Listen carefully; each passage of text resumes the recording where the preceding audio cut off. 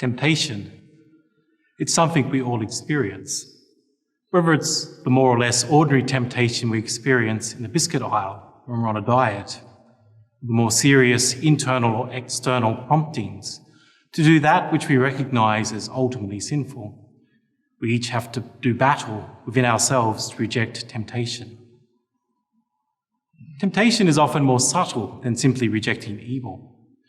Notice that both Adam and Eve and Christ are tempted, not by outright evil alone, but by some perceived good obtained by an improper act.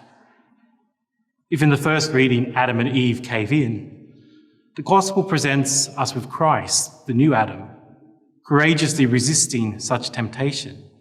How? He counters his desire for a lesser and morally compromised good by remembering the ultimate good, his relationship with his heavenly Father. The same method can work for us where we need fortitude.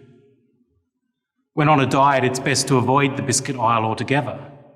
But if we find ourselves there, remembering why we are on a diet and contemplating the good that will be achieved by caring for our health, will help us to overcome the undoubted allure of a Tim Tam or free.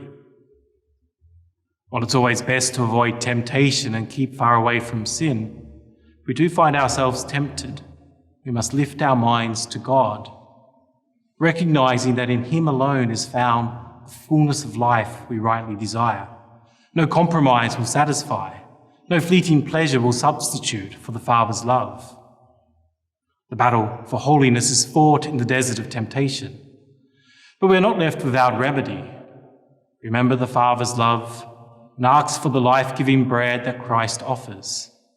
Following in his footsteps, stand fast and rebuke the tempter, saying with Christ, you must worship the Lord your God and serve him alone.